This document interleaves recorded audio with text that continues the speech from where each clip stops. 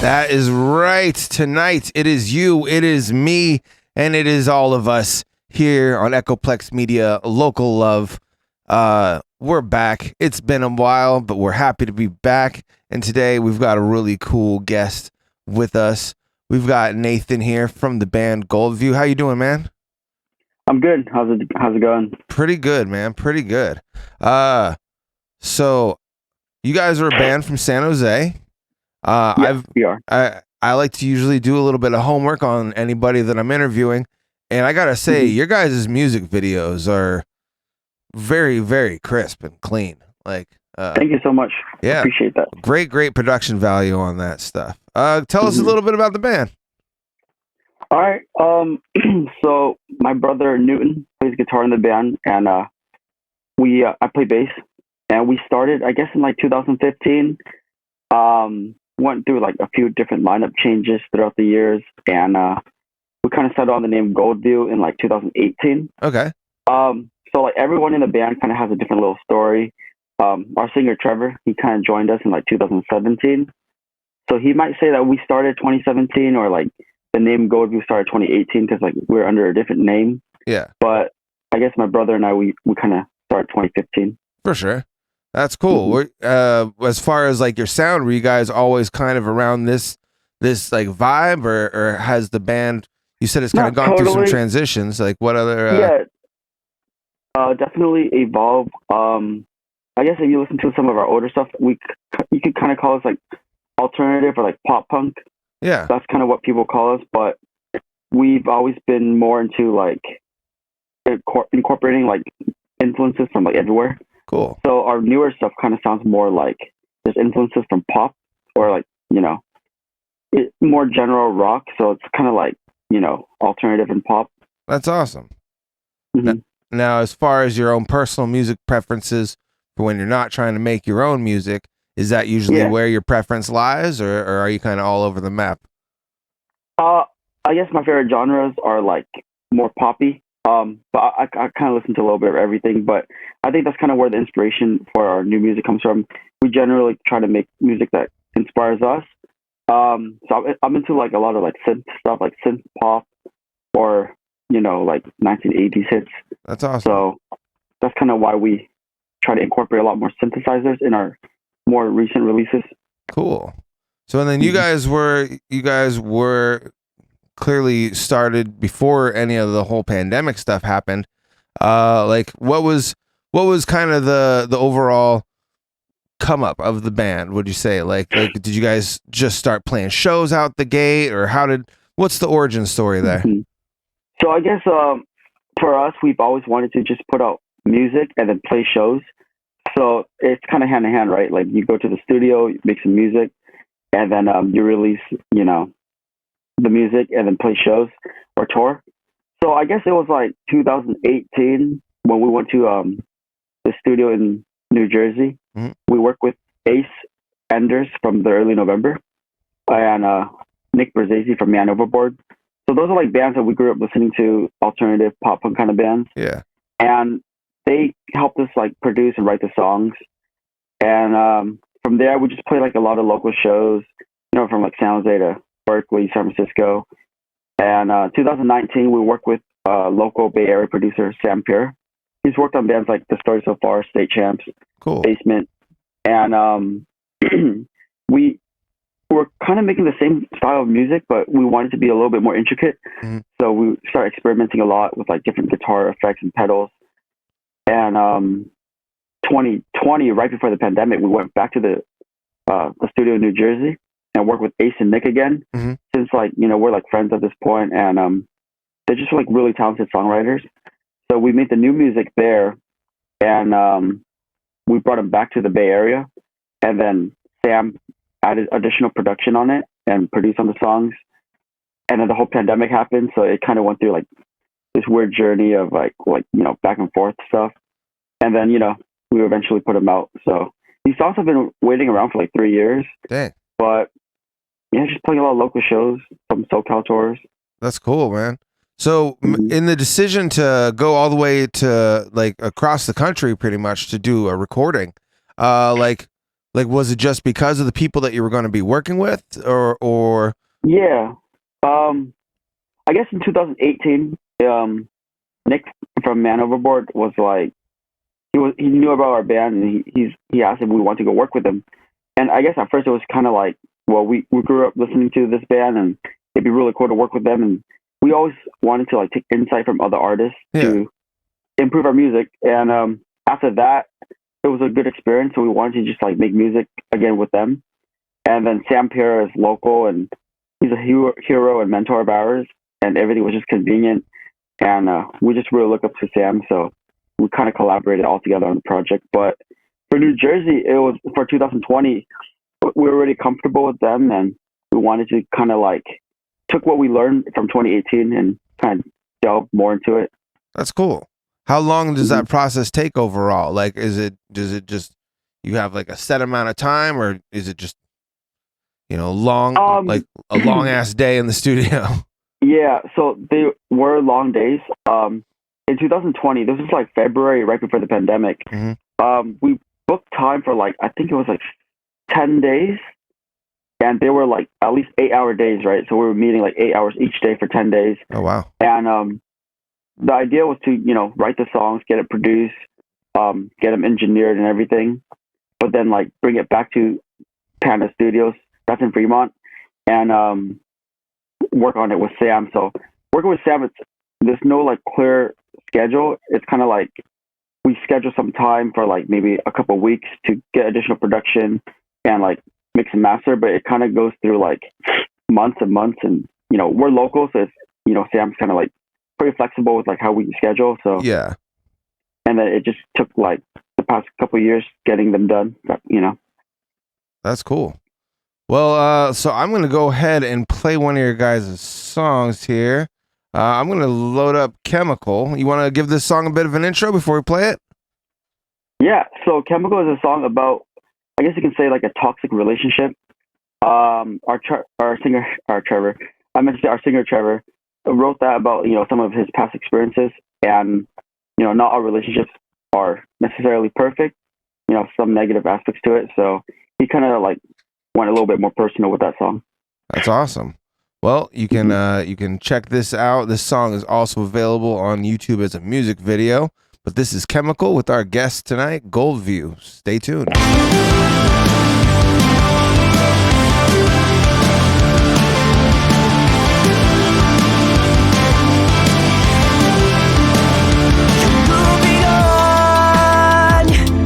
Still looking for the right one, and who am I to repress these feelings so strong?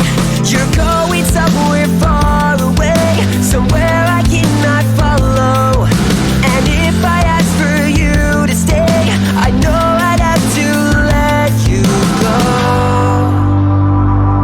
There's no right way to protect myself, holding my breath till you come around.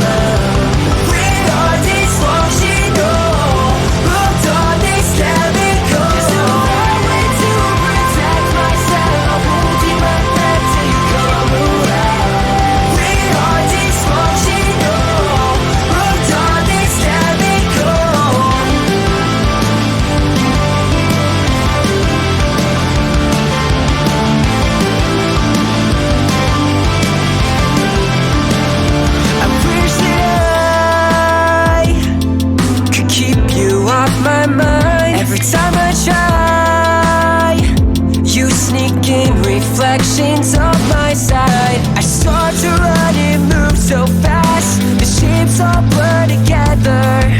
You cut me off at every pass and say you'll treat me better, but we both know there's no right way to protect myself, holding my breath till you come around.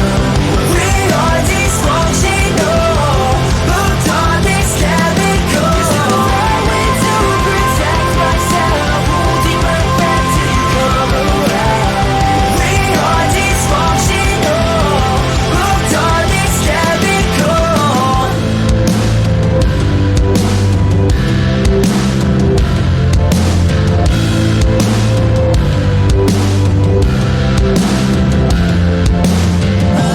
I don't know what else to do, 'cause I'm not over you. You wanna talk everything through and get the best shot. Take a chance on our romance and lean it all on circumstances. I don't know what else to do. There's no right way to protect myself, holding my breath till you come around. There's no right way to protect myself, holding my breath till you come around. We are dysfunctional, hooked on this chemical. There's no right way to protect myself, holding my breath till you come around.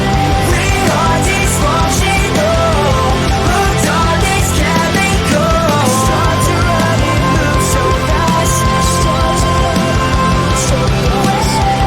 We are dysfunctional, hooked on this chemical. I start to run and move so fast. I start to run and move so fast. We are dysfunctional, hooked on this chemical. Hell yeah, that was Chemicals with our guest Goldview. We got Nathan here from Goldview. Dude, that song hits. Thank you, man. Appreciate it. So was that one of your more recent releases, the one that you were just telling us about in that recording session in New Yeah. Jersey, or was this one of your like local So- recordings? No, so we put this release out, I think it was like a couple weeks ago, Uh-huh. maybe 3 weeks ago. Chapters of an Open Heart. So Chemicals on there in addition to like 2 other songs. Nice. So this is the newest stuff we have. That's cool. Now, You said you guys play like a lot of local shows. Do you got any venues that you're partial to playing at, or anything anywhere that you're particularly fond of? We actually have a show coming up soon on April 22nd at the X Bar in Cupertino. Hell yeah! We're playing with a band called Every Avenue. Have you ever heard of them? I haven't. They're like a pop rock band. They were kind of bigger in like 2009, 2012 ish. Cool. So it's cool that we got the opportunity to play with them because I grew up listening to that band. So it's going to be like a little full circle moment. When you collaborate with other bands for shows, like is that done through the venue, or is that done through the booking person, or did you guys network with the band and figured out a date to play together? So every show's a little different. Usually for the X Bar, we go through a promotion company. Mm-hmm. So for this show, Pinup Presents, it was formerly known as Pinup Productions. They contacted us to see if we wanted to open that tour. Cool. So every avenue is on tour, and we're just opening the local date in Cupertino. That's awesome. Do you have any other like venues that you guys are fond of, or maybe like any favorite places that you played before everything went to hell? In San Jose or in general? In San Jose, or just the general Bay Area or beyond? Got it. So we played at the Back Bar in downtown. That was a fun show. Yeah. Very energetic and lively. Oh yeah. We've also played at the Ritz in San Jose. Great we opened stage. Up for we opened up for a bigger band called Youth Fountain. Okay. This is like before the pandemic. And we play other venues around the Bay, like, Gilman and Berkeley. That's cool. Santa Cruz. It's not really the Bay, right? But Yeah, it's kind of like counts. close enough. Counts. We played like this venue called Bocce Cellar in Santa Cruz. Oh, love that That place. was really fun. Yeah, cool spot. We played in Felton last year. Oh, that like the Felton Music Hall or whatever. It used to be a whole other name. Yeah, so you know about that place? Yeah, that place is pretty wild. It's a fun spot because it feels like a cabin. Yeah. But not a lot of people know about it because, San Jose is the bigger city, or San Francisco. But in the middle of the forest, like it's a rad spot. Yeah. So those are some of my favorite venues, I guess. Is there any specific show that maybe like stands out to you, like in your memory, that was maybe like one of your most epic moments, or one of those like almost affirming moments where you're like, all right, I'm doing the right fucking thing, Yeah, definitely. So we opened up for No Pressure in 2021, and I grew up listening to, bands of that similar style and genre, and guys in that band. So that show was cool. It was really packed out at the X Bar. Oh, cool. That venue is super small compared to like bigger venues in San Francisco. Yeah. But the line was packed out. Like the show was sold out for sure. I don't think everyone got in because like the line was like outside the venue. It was stretching like at least like I want to say like 200 feet. Like I don't know if you ever been to the X Bar, but like this, the McDonald's there at the corner. Oh yeah. So the line stretched out from like the main entrance all the way to like near the street. And then that's a pretty big. That's a real big parking lot, Yeah. So like it stretched out towards the street, like by the sidewalk, and then curved towards McDonald's. And I don't even know the capacity of the venue, but I just remember like the day of the show, like we're up first, and I was looking outside. I'm like, dude, I don't know how they're all gonna get in on time for week play, but it was a crowded venue. Like it was packed out, and they were obviously all there for No Pressure. Yeah. And there were other local hardcore bands, and like the hardcore scene is kind of dominating San Jose right now. So like, Field of Flames played, and it was just, I think it was a combination of like kids there for hardcore bands and like for the band No Pressure, and then we're just happy to be on there. That's cool. Was the crowd reception pretty good overall? It's kind of interesting with the first opening band. I feel like people are kind of like easing their way into the show, getting warmed up. Yeah. So a lot of people, they were just kind of there chilling, but like they're like bobbing their heads, like they looked like they were into it, but they weren't like jumping and going around crazy. Still, it's good to play for people that've never heard it before, But I think we played a pretty decent show. That was cool. That's cool. As far as because I love hypotheticals, especially when you're talking to like, like new talent or like local bands that are working real hard. Like I love talking hypotheticals. Hypothetically, what's like a band you would love to open for, or like maybe like a festival that you would love to see your band on that lineup? Yeah, so I mean, obviously, like with music, you always kind of have to have dreams, right? Whether they become true or not, you set out to do it. Oh yeah. We're very inspired by Angels and Airwaves. Cool. More people might listen to Blink-182, but I think those are kind of artists. Angels and Airwaves is a little bit more of like I'd say artistic more than just like the Blink-182 is like that pop punk formula. This was like, it had elements of all that, but it definitely had its own thing going on. So I know what you mean. Yeah. Yeah. So like I guess Angels is like a really big influence of ours, like in terms of like utilizing like synthesizers or, more intricate guitars and like getting like good tones. So that's a band we really look up to. It'd be cool to play with them. That'd be cool. As far as like your guys' process for putting the songs together, I know you had mentioned when you guys were doing that recording session, it was pretty much like a week and you were kind of doing all of it all at once. Was there any like getting the songs together beforehand before you guys made the trip at all, or was it all kind of done in that whole process? We always try to write as many songs as we could and get them prepared before the studio. And then once they get to the studio, it's either like, readjusting parts or like, scrapping the idea, going totally different route. But we had like basic song structures down. And then when we went to the studio, we kind of just like rearranged it and wrote a lot of new parts for those original ideas. And they kind of like went through like all these different cycles and became newer songs. I see. But we had like a bunch of ideas written. When you guys are coming up with new songs, is it more of like a group effort, or is it usually kind of one person's like, here's this sound that I'm working with, or here I wrote these lyrics? Like, do you guys usually kind of do it all together, or does it kind of come in piece by piece? More recently, I guess piece by piece. I know a lot of bands, they try to write all together, and sometimes our singer Trevor wants to do that, like kind of sit down together and all write. Yeah. But our guitar player Newton has a lot of like ideas, so he kind of like constructs all these song parts together and then presents it, and then our singer would kind of like take that and go home and write vocals and lyrics over it. For sure. Or in the studio, it's kind of like all right, here's this song instrumentally, now let's like write vocals to it. But another song, like, so for example, like Chemical, that one has been in the back burner for like a while. Like Trevor wrote individually for that on piano, like lyrics and piano, and he's had it like on his belt for like so many years. And then we're like, all right, let's just take that, make that a Goldview song, and then we'll add our own twist to it. That's pretty rad. Is there a recording somewhere of just like the piano version of the mellow acoustic version or anything like that?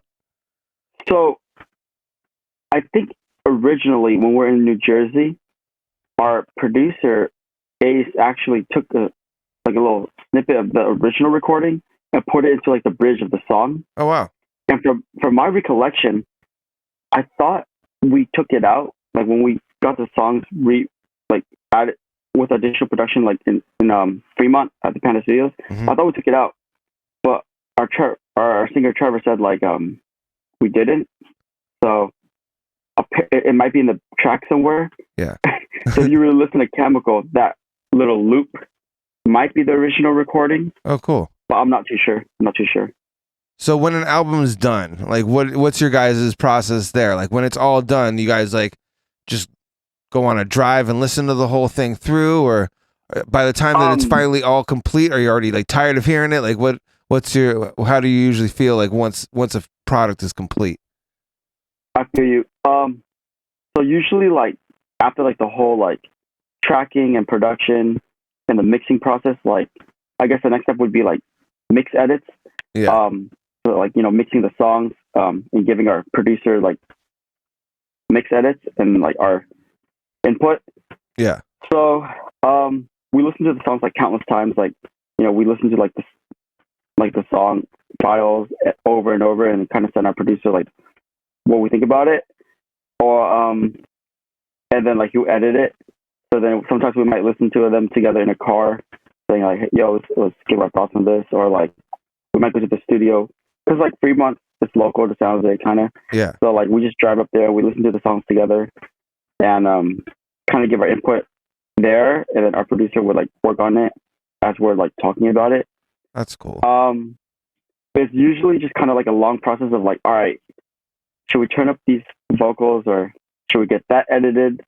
And it's kind of like a whole process of like us debating with each other, like, we want more like harmonies up, or like the guitar should be louder, that kind of stuff. But not like after that, like we'll get like videos recorded, like we like music videos. Cool. So after like the songs are done, we're usually like, all right, let's look at the videos and artwork and how we can like focus on the release process of it. That's cool. As far as, because like you guys are pretty organized, like as far as your social media, your link tree, all that sort of stuff, all the like your YouTube page, everything seems really organized. Do you have people that you work with, or are these skills that you kind of just picked up along the way trying to promote your own music? We kind of just do it all, within the band. I guess like the idea is to promote our music as best as we could, make it easier for our listeners and fans. So the link tree's, just there so we can have everything organized, links to merchandise or our music videos, and try to make it accessible for the listeners. So for sure. As far as the filming of the music videos, do you have somebody specific that you work with, or is that all done in-house as well? So yeah, we have a couple of video directors that we work with. They're all local as well. Cool. So on some of our videos, we've worked with our friend Kevin Burley. He directed the video Chemical, and he's also done some of our past work. So he's from around like the San Mateo area. Cool. I met him from going to like local shows. He's more into like heavier music, like hardcore or like heavier genres, but he's really talented in the video world. So cool. We've been working with him for a long time. We also have our friend Kevin Haw, another Kevin. He's a local from San Jose, and he directed the video Believe, and also our song Purpose. For sure. Where was the video Chemical filmed? It looked like you guys were like at a venue or at a show or something. Yeah, so we filmed that in Oakland. There's a studio up there. I forget what the name of it was. But it's off of Wood Street in Oakland. Cool. So we filmed it at the studio. It's kind of like half studio, half venue. I don't know if they do any more live shows there. They used to. Yeah. But it's like a rehearsal studio, and we filmed it there. That's cool. It looks super clean. So that's awesome. It's cool. Do most, like when you guys do a video production shoot, do you guys have an idea going in, or do you send it to them and be like, here's our song, what do you think? Like, how's that go? It's usually really collaborative. With the directors that we have been working with, we usually like have a little, rough draft session. Okay. Figure out like our, ideas and construct it into like a basic script treatment. Nice. And then we meet up multiple times and kind of like go to like the backstory of it, because we want to like present the songs in like a way where like the listeners could be engaged, but also apply like the lyrical content to it and make it like a very good story. Cool. So we invest a lot of time into like collaborating on the video aspect of it with our directors, and they give like, good input. That's awesome. Well, I'm going to go ahead and play another one of your songs here. I've got Brave all queued up. Also a really cool music video. You want to give this one an introduction? Yeah, so Brave is a song about a relationship that is in a constant work of progress. The song sounds catchy and upbeat and fun. Like, I would describe it like a pop rock, synth pop-ish song. Cool. The inspiration for that was kind of like 1980s hits. But our singer Trevor would describe it as a song that's a little bit more darker. Relationships. For him, it's like a romantic relationship, but I think like we could apply it to like any kind of relationship, like friendship or like family, work. Cool. And it's kind of like a tougher relationship you have to work on. Right on. Well, you're going to hear it here first. This is Brave by Goldview here on Local Love. Stay tuned. We'll be back in a bit. I should've known that you'd turn your back again. Spin around and expect a way back in. And here you go trying to explain a friend. How could I be so dumb? And you sit right there with your puppy dog eyes, realizing beauty is your great disguise. And I can't believe it took too long to see. How could I be so dumb?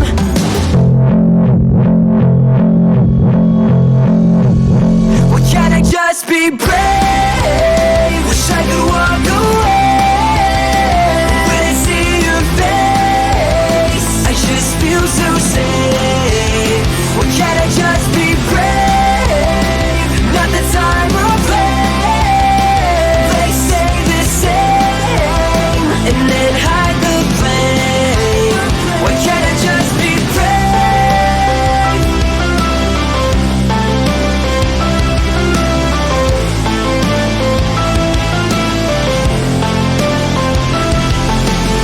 I was a piece, did not know how to play. I rolled the dice, thought I understood the game. You've been ahead every space along the way. How could I be so dumb? Then you cling to me, tears in your eyes, saying my own friends had the same old lies. It's not hard to see something's up with me. Why can't I just be brave? Wish I could walk away.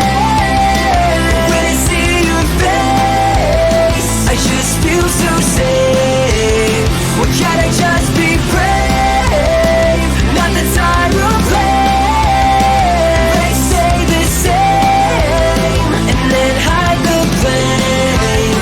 Why can't I just be brave?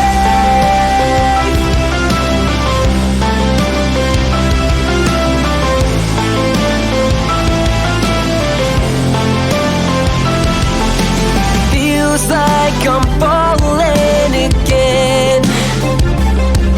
No control, you're making me bend. And I wish that I could let go, but you have me under your hold. It feels like I'm falling again.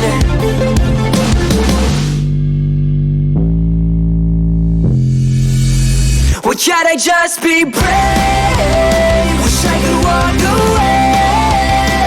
When I see your face, I just feel so safe. Why can't I just be brave? Not the time or place. They stay the same and then hide the blame.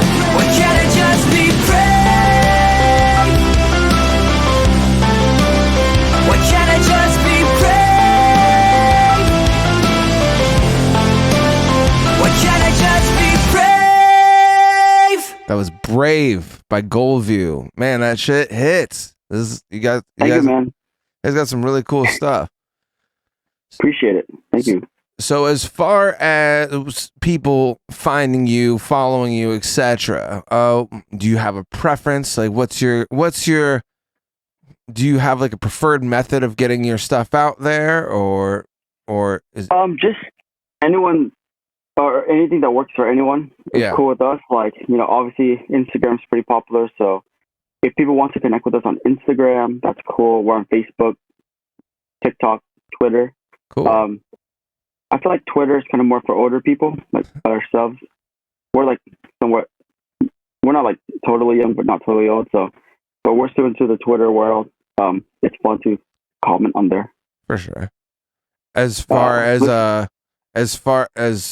like from all those different like social media platforms, especially like bands using TikTok, I've found has been pretty beneficial for a lot of them. Like, do you have like between Instagram and TikTok, what have you maybe like seen more success with? I guess Instagram. Yeah. But yeah, I mean, we're on like any social media outlet you can think of. So like Cool. TikTok, Instagram, Twitter. But in terms of listening, obviously like Spotify, Apple Music, YouTube. YouTube has all the videos. So That's if people like the visuals, you can watch the YouTube. But yeah, Instagram. That's awesome. Then you guys also have a pretty cool I noticed you have a pretty cool merch store over on your Bandcamp page as well. Yeah. Who designed your guys' logos and stuff? So we have a really popular shirt design. It's one of our older T-shirts. It has like lyrics on the back of it. Break down the walls. It's from our song Positivity. We had a guy. I think he's from Asia. Designed that. He does like all the artwork. His name's Never Glad Art. You can find him on Instagram, but he pretty much just designs all our album artworks and some of the merchandise, like the T-shirts. That's cool. Mm-hmm. Then, as far as like when you're at a show or something like that, do you guys have anything that you usually like to sell? Do you sell like the shirts there in person, or do you guys have like album copies and stuff? Or Yeah, so our merch is available online, but you can also find it in person at the shows. So our T-shirts, our hoodies, they're all for sale, and we actually have a newer hoodie design. It's like similar to the Golden State Warriors design, Bay Area. Mm-hmm. So it just says like Goldview on there, so people could pick that up at the shows too. Yeah, it looks pretty cool. I'm looking at it right now. It looks pretty awesome. Thanks. It's comfy. We usually print our merch through Bake Fresh Merch. They're like based in like LA. Okay. Really high quality clothes. That's cool. Wow. Let's see, as far as your other shows, like, so you've got this one coming up on April 22nd. Do you got any other shows coming up? So currently it's just that one in Cupertino with Every Avenue, April 22nd. And people can find that online, you can also, I think it's on Eventbrite, or through Pinup Presents. You can buy the tickets online. Cool. But I'm pretty sure you could purchase some tickets at the doors too. Just show up there a little earlier. Right on. But in terms of other shows, we actually just did a little weekend run at the end of last year. We did a couple shows down in Southern California, like San Diego, nice, and Orange County. So right now we're just hitting it back up in the Bay. That's pretty cool. When you do an out of town show, do you guys have I don't know, I've been on a couple tours now, and like some artists will have almost like a different routine when they play a show in a foreign city. Like, is there anything that you usually do, like before you play a show in uncharted territory? Or not directly, like, or not specifically, but for me, I always like to warm up. I always have to like jam out on my bass, before the shows. Or our guitarist Newton, he likes to jam out on guitar. So I guess on the road, like, you don't have much time to practice a lot, right? Rehearse together. Yeah. Because like you're traveling like at least like 4 or 6 hours. Yeah. So before we get to the set, like at the venue, we like to load in all our gear and then try to find a little pre-show warm up session time. That's cool. So I would say that. Do you ever like go around in advance, just be like, hey, we got a show tonight? Oh, like kind of like promote around the city? Yeah. I don't think we've done that on tour, just because like there's so much like time invested in like driving. Oh yeah. But we might do that in the future. That's cool. Well, as far as when you get these like other like when you get these out of town gigs, is it like people are reaching out, or do you guys usually do your hunting and you're like, hey, I see you have bands play here, we want to play there too? Usually we'll do the booking ourselves when we want to like go further out. We've been contacted before to go play in like SoCal. I'm sure you know about Chain Reaction, right? Yeah. So like one of the bookers there has contacted us a couple times to play. Cool. I guess we're not too far away. 6 hours is kind of long, but like from like the West Coast, like there's been like some show offers there. So we've been contacted to play, but we haven't in that regard. So we kind of pre-plan a lot of our out-of-town shows. So a lot of it's just kind of like contacting the venues and promoters beforehand and then booking the tour. For sure. Mm-hmm. And then as far as like touring goes or anything like that, has there been any bands that you guys like to work with specifically, or like to travel with, play with, etc.? So another local band, Neverland, they're from like Livermore, Inner East Bay. We did a little tour with them in like 2019. It was like a 6-day tour to the Southwest. Sweet. We hit up like SoCal, New Mexico, Arizona, Texas. And we're playing with them again on the 22nd. Awesome. So yeah, they're playing that show with Every Avenue as well. So they're good touring and show friends of ours. To your recollection, is there any sort of like show? I don't know. Every once in a while, I've talked to a lot of artists that'll tell me like they went into a show not really knowing what to expect, but it definitely didn't meet expectations. Either it was like we're on a really weird lineup, like none of these bands mix well together, or like yeah. What like do you got any kind of unexpected stories from like your travels around? Trying to think. A lot of the tours that we have booked with, it's like usually with artists that we're kind of similar to, like alternative pop rock, some pop punk. But one show that stands out, I guess we played a show in Fresno back in 2019, and it was like a St. Patrick's Day event. Oh, wow. And it was like outside. I think the company was called Tioga Sequoia Brewing Company, and it was like this like outside show, and like it was like I think I've only played outside like twice. That was like the second time I've ever played outside. So it was like on a stage outside, St. Patrick's Day, and like there was another like alternative punk style band on the bill, but like the crowd was just like a bunch of people trying to drink on St. Patrick's Day. Yeah. So like it got a little wild. I think a fight broke out during our set. Oh, geez. Like this guy was trying to like mosh, but he was drunk, so he was kind of like bumping into random people and he was just doing it the wrong way. Yeah, like he fell into like the stage monitors, and then like a couple of people kept warning him. And they got really mad, and he started throwing punches, and he got kicked out. So like, it wasn't necessarily like an odd bill, but it was like a mixture of like so many different types of crowds, and like it was interesting to witness and very exciting. Definitely, I just DJ'd a St. Patrick's event recently, and it was definitely a very odd mixture of people. So you got people that want to hear just traditional St. Patty's music. You got people that want to hear rock, country, hip hop, a little bit of everything. It's just, and there's some people that just want to drink, right? Yeah, and then when they're coming at you all drunk and stuff too, and just it's a lot. I definitely feel your pain there.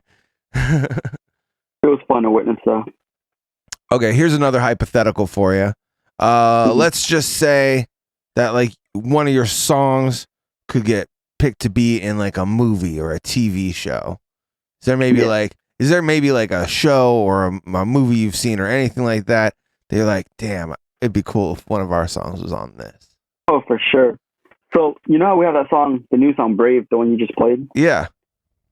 So I was envisioning this when we're in the studio. I'm like, you know that Pixar film Brave? Yeah. I'm like, what if Pixar puts out like Brave 2 and then they discover this song? Me would be put in there. That'd be so cool. You should just drive out to Berkeley and just hang out at Pixar and just set up and just be like, hey, listen to our song. Put this in a movie. Yeah, Pixar's Bay Area based, Emeryville. Yeah. There's like a skate park right next to the Pixar headquarters. So like I've skated at that. Me and my brother Newton, we skate. So we skated at that park before, and the Pixar's cool. It's like right next to there. So I don't know, maybe. That's awesome, man. That's cool. Yeah. How about as far as like, let's just say you were to be given, unsurmountable amount of money. What's like but you could only spend it on like gear. What do you think you would maybe like? What's like the first thing that you would probably spend it on? Oh, instantly right now, I'll buy like a new bass. I've been having my eyes on like it's just like Adam Clayton U2 bass. It's weird. It's like it's been on back order for like the last 2 years, but it's like over $2,000, and it's American jazz bass. Okay. And I like U2 a lot, so it'd be cool to have like his signature bass. That's like what I would buy. Is there like a difference really between like a jazz bass in comparison to like a regular electric, or is there so the model is just called jazz bass. So like Fender has like two main basses. There's like the precision bass and the jazz bass. Mm-hmm. So it's just kind of like the different shape and the tone. Like the jazz bass has like two different pickups, and the tone's kind of more like punchy. Uh-huh. I just wanted like a different sounding. I play precision bass, so I feel like a lot of bass players, it's like those are like the two they would want their hands on, like get a jazz bass and then like a precision bass. Yeah. So I have one, just need the other. For sure. Do you have do you use like your main bass? Like, is that the one that you use when you guys are recording or performing, or do you have like different equipment that you use for different situations? So I use the same precision bass I have in studio and live. But I have used different basses to track in studios, like in New Jersey. When we went to work with Ace and Nick, like I've used their bass before. And at Panda Studios, they have a lot of options. Like Sam Pierre's studio has like a bunch of different guitars, different basses. So you have like a plethora of options. That's cool. But I like my bass. It sounds good. Right on. Mm-hmm. All right, I'm going to go ahead and play another one here. We've got Believe. You want to give this one a bit of an intro for us, please? Yeah. So Believe is a song about a relationship that works out in the end. It's supposed to be like a good, positive relationship that's just almost perfect. And this song was actually inspired by the Disney film Frozen, or Frozen 2. Oh, cool. We were watching that a lot at the time, and took some influences from there. Right on. The song. Well, good stuff. You're about to hear it here. This is Believe by Goldview. Stay tuned. I know I've been here before. I've seen your face on someone different. A feeling I can't ignore. The same outcome, another blueprint.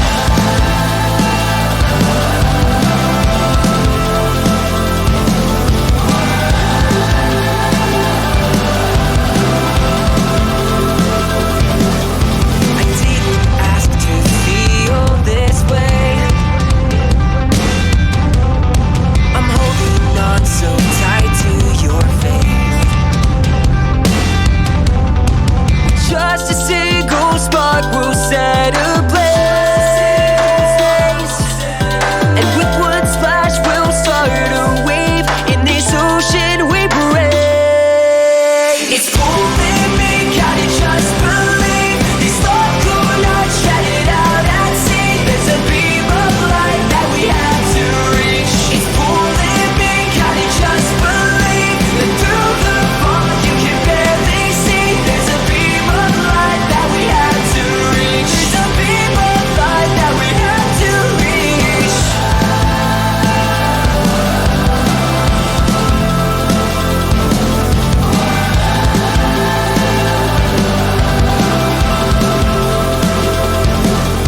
Surrounded by an unknown force, I know it's there. I hear it calling with one foot in and one out the door.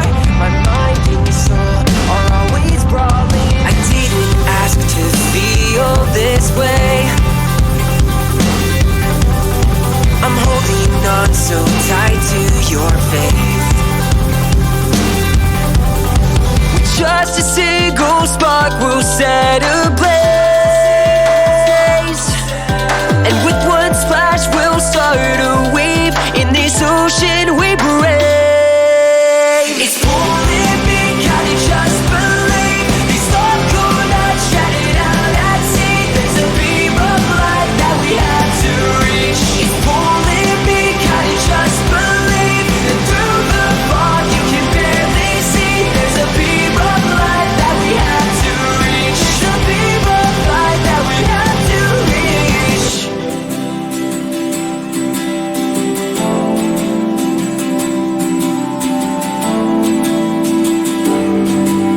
Save me from myself. I don't know where I will be without you.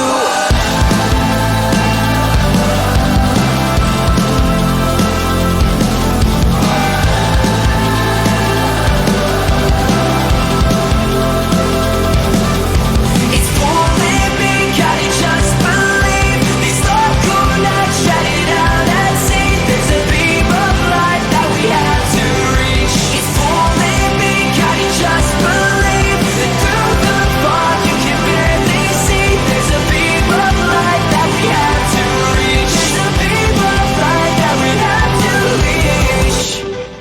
Yes, that was Believe by Goldview Also, another really, really well produced music video.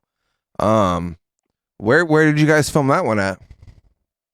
So for Believe, we actually filmed the live shots, the performance shots at the Panda Studios in Fremont. So shout out Sam Pera. Cool. Sam's just super helpful, like everything, musically, production, songwriting, and allowing us to use his space. So shout out to the Panda Studios.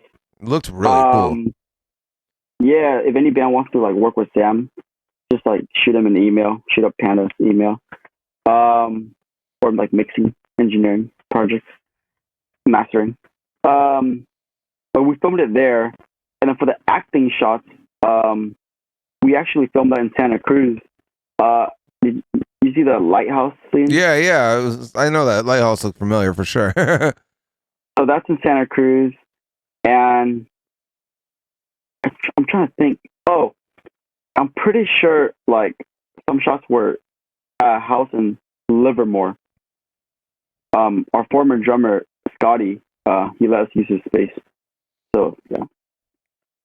Now you mentioned the band's gone through like a few like different like renditions. So like people have came and gone. Like who's currently in the band? Who are all like the members in there currently? And then how many have you guys maybe had in previous years? Yeah, so currently it's our vocalist Trevor, me, Nathan, I play bass, and then our guitarist Newton, he plays guitar. Cool. And for like live shows, we just have like fill-in guitars. We have a fill-in guitarist and a fill-in drummer. Cool. So yeah, for the upcoming show on the 22nd, we're gonna have like a full band, 5 members, and we have like a live backing track set up. Oh, cool. We've never really played with backing tracks, but with these new songs, there's a lot of production in it. So we're gonna implement like this whole like new rig. That's awesome. So it's gonna be an exciting show because it's kind of like a learning curve for us, but I think it's gonna be like a really good show, like full setup, and we've got the whole band, so it's gonna be good. That's great.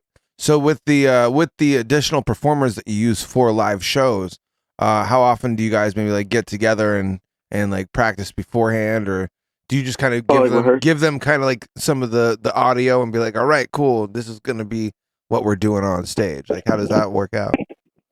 So like we usually rehearse like once a week, and then for the day of the show, obviously like we all show up for like sound check. Yeah.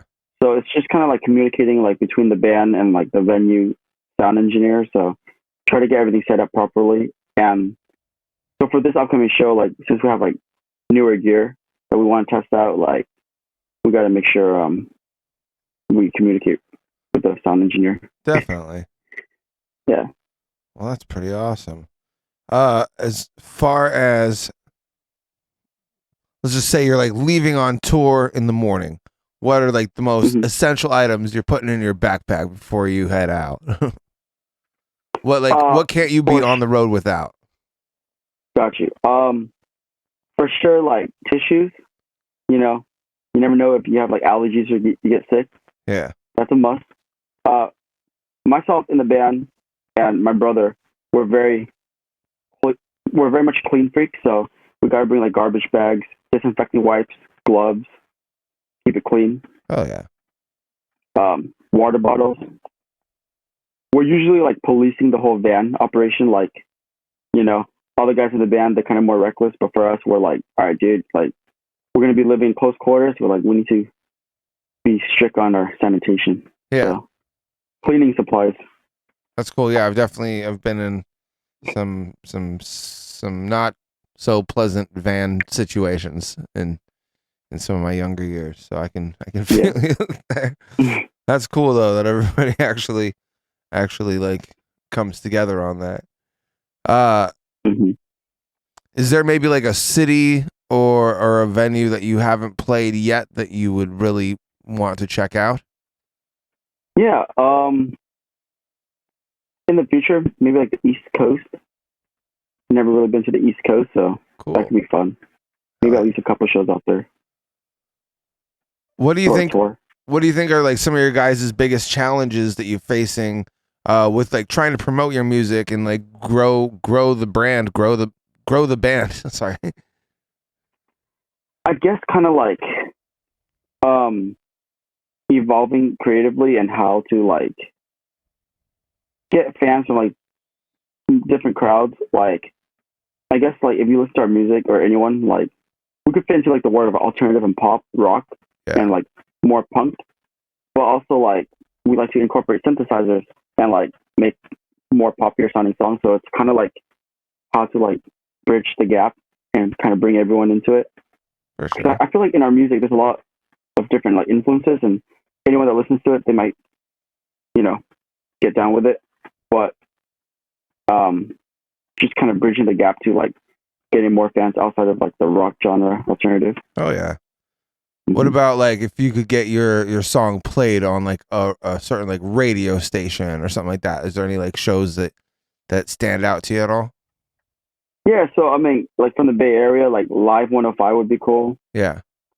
Or it used to be called what, Alternative 105. Yeah.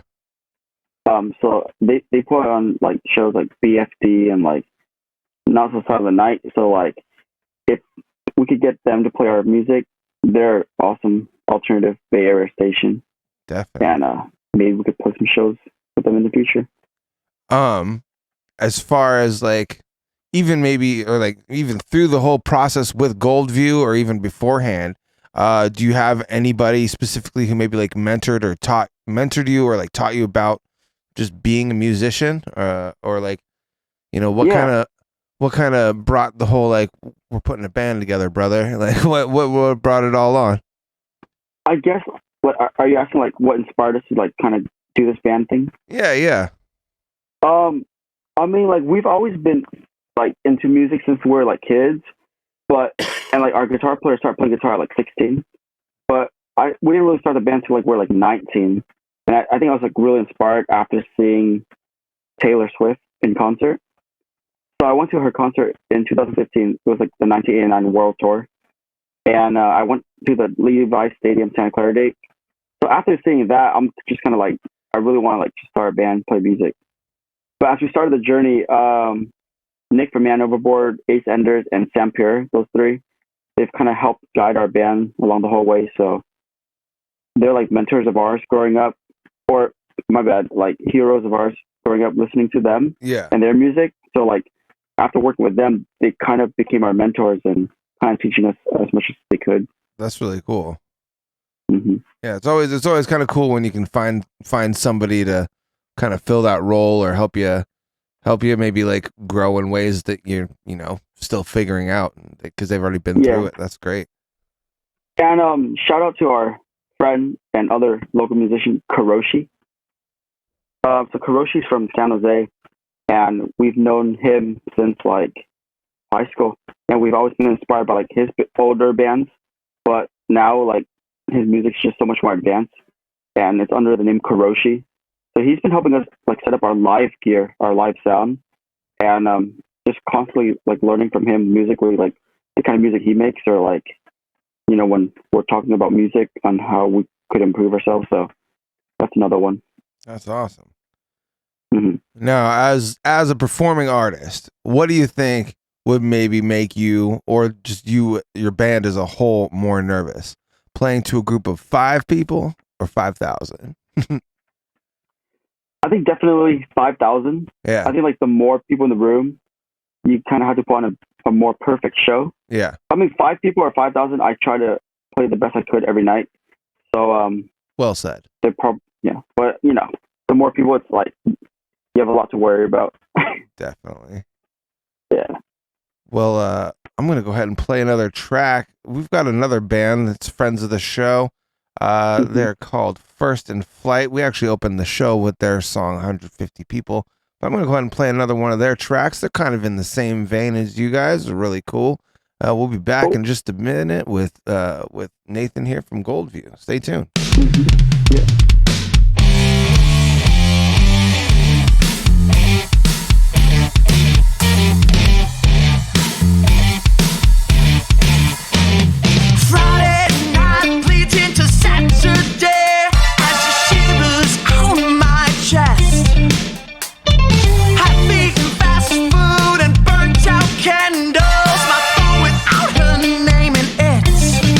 Well, I guess it's just a typical night, just a typical way we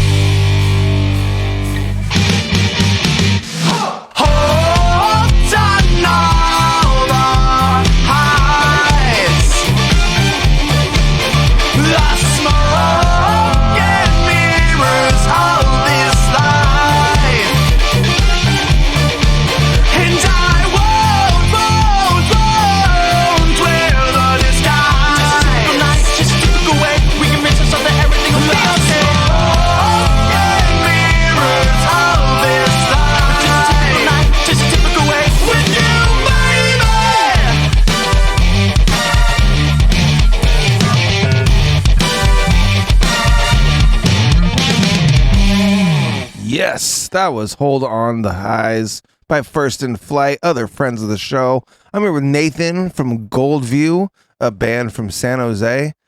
And just like Goldview, you can find them on Spotify. You can also find this podcast, Local Love, on Spotify or any of your other podcatchers, whether you listen to the Apple podcasts or the Google ones, or I don't even know the other ones, Stitcher. There's a bunch of places that you can find this podcast, but what's important is that you find it and you share it with your friends and your enemies, because even your enemies deserve to hear good music. For sure. I got a few more questions before we head out of here. But if you can remember, I always love asking artists this because sometimes the questions or the answers will surprise you. But what is like the first album you remember ever purchasing? I want to say No Pads, No Helmets, Just Balls by Simple Plan on CD. Oh, wow. Okay. I remember Simple Plan. Yeah. But the funny thing is, like, I'm a little bit younger. I'm 26 right now. I'm almost 27. But I bought that CD like years after it already came out. Like, but like that's like the first CD I bought from like Barnes and Noble. Right. And, wow, that's a throwback for sure. Yeah, but I also bought like digital albums growing up. So I'm pretty sure like digitally I bought albums from bands like The Dangerous Summer, Therefore Tomorrow, All Time Low. Mm-hmm. And those were like bands I grew up listening to around like 2009 through 2012, kind of like when I first fell in love with music. Cool. So those are my first memories of like digital music and like my first CD ever. What about the first concert or show that you ever attended? So some of my first shows were like local San Jose shows, like bands played around like my high school, or like I went to like a show at in downtown San Jose, I think. Actually, thinking back, like I'm trying to see if I actually went to the original Art Boutique. Oh, wow. It might have been it, or maybe it wasn't. But those are some of my first shows. Like I saw this like local San Jose band, 4 O'Clock Heroes. Have you heard of them? It sounds familiar. Yeah, they're like a San Jose band, 4 O'Clock Heroes. It might not have been Art Boutique. Like I don't know why I'm saying that. It was some San Jose venue. For sure. But my first big concert was probably Warped Tour 2012. Nice. So I saw bands like All Time Low, Census Fail, Newfound Glory, Yellow Card. Man, that's awesome. Yeah. I don't know, this is going to really date me and make me sound old, but I used to hang out at a skate shop as a kid in the 90s, and I remember somebody came in and just handed us a bunch of tapes for a band for us to like just listen to. They're handing out tapes, and it ended up being Newfound Glory. Dude, for real? Yeah, it's pretty wild, man. That's awesome. I love that band. I know like they've been around since like the 90s, like 1997. Yeah. But I guess like I found them growing up, and then I'm just happy I've been able to see them live and get into their band a little bit later in the career. But it's cool they can get fans from different generations, huh? Definitely. Do you like what kind of music did your parents listen to, and do you think that it had any influence on the type of music that you and your brother create? So my parents are from Vietnam, and they don't listen to like any American music at all. Mm-hmm.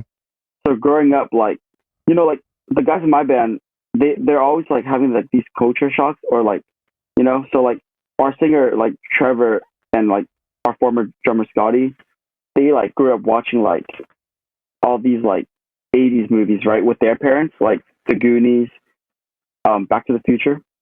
And like I still haven't seen those. I know they're classics. But like for me, like growing up, I would watch like Vietnamese TV shows, and my parents would put on that kind of music, like those Asia videos. I think the name of it is Asia. I don't know if you know it. But it's like Asia or like Paris by Night, those kind of things. Okay. And like they listen to like a lot of like Vietnamese cultural music. And then like I didn't really listen to like, radio friendly music or like American music until like maybe I was like at least 10, 11, like driving around the car with like my older siblings. For sure.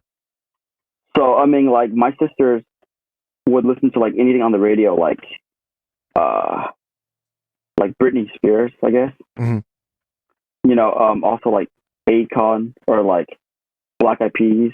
Oh, cool. So I guess hanging out with my sisters when they drove around, I would listen to like pop music that they would listen to, and then I would, you know, discover music that I'm into, like as I'm, you know, digging around YouTube. Yeah. But yeah, my parents, they don't really listen to any Given that English upbringing and like given the fact that like, you know, your parents like had that Vietnamese background, like the traditional Vietnamese background, like when you started getting into like the music that you're into, was it considered like rebellious at all, or were they pretty supportive of it all overall, or like even just you having a band, is the family pretty supportive of it? They're pretty cool. Like, it's funny, like I love punk rock, like, you know, Bad Religion, No Effects. Cool. And they're very rebellious, right? So like growing up, I know like our singer, like he was really into metal. He's still a metalhead. Ironically, because like our music's kind of more poppy and alternative. But you know, he was like he was brought up in like a more religious household, so they were like really not about metal music. Yeah. But for me, it was always like they're chill about it, like, you know, the music I'm into, and I want to go to like shows and concerts, and I'm like, you know, drive me there, and they're down with it. Like my dad drove me to Warped Tour, San Francisco. Okay. So like 2012 was up in the city, and he drove me like with my brother and my best friend, and yeah, he was cool about it. That's awesome. Yeah.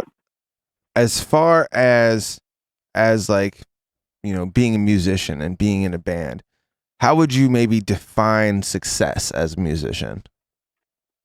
First and foremost, creatively, we always want to put out like music that sounds like fresh, creative, and innovative, but still like in the world of like our interests. Yeah. So we just want to make like the best songs that we could at the end of the day, you know.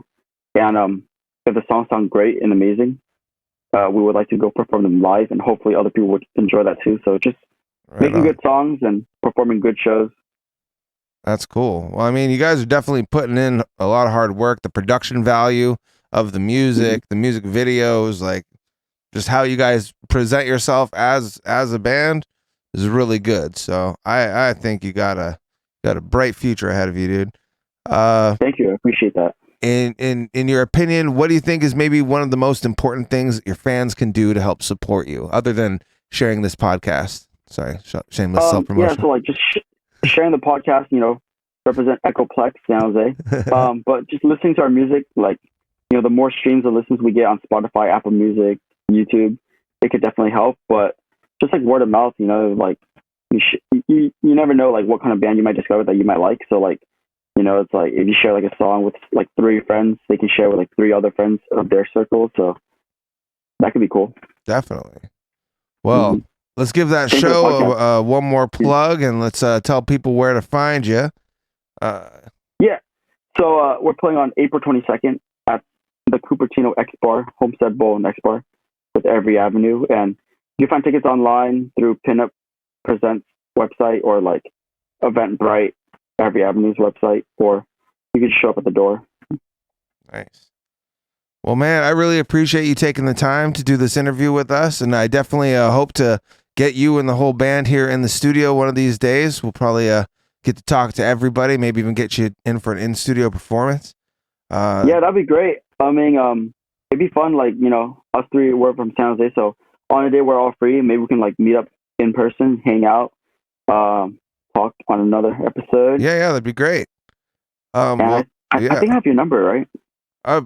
More than likely. You've definitely got producer Dave's email. Yeah. So I can contact you. Yeah, and I'll go ahead and give you guys a follow on Instagram as well. Yeah. But yeah, this has been another awesome episode of Local Love. I want to thank you, Nathan, for joining us tonight. Definitely check out that show at the X Bar in Cupertino with Goldview. It's gonna be really good. If this music that we heard today was any indicator, I have a feeling it's gonna be one hell of a show. Thanks for having me. For sure, man. As a band. As far as this goes, you can find this show and a whole bunch of our previous podcasts on the Local Love. Anywhere that you type in Local Love on a podcatcher, we're gonna pop up. We've got tons of archives of great interviews, and Also, if you're ever tired of your usual streaming services and you're kind of looking for something new, check out the Echoplex Media 24-hour stream. All of the bands and all of the music that you hear on these shows have been submitted by artists themselves, and all of that library goes into our online library. You can access that. You can hear it 24 hours a day. You can request music. It's a really cool way to find new artists that you like and get some more bands to follow. A quick question. Is this episode like recorded? Like, are we gonna? Could they find it like on your website and stuff? Oh yeah. This is gonna be going up. Okay. It's gonna be going up pretty soon. Awesome. So, and when that does, we'll tag you, share it on our socials. Definitely, man. It would definitely be. We love sharing the love, and then also if you have other bands that you like working with, tell them about the show, because we really like the idea of trying to, promote the people that are working real hard to get their stuff out there. So we appreciate all the effort you put into it, man. Sounds good. Right on. Well, we're going to go ahead and close this episode out with Break the Universe by Satabria. It's a classic here on Echoplex Media, and we will see you on the next Local Love. Thanks again for tuning in.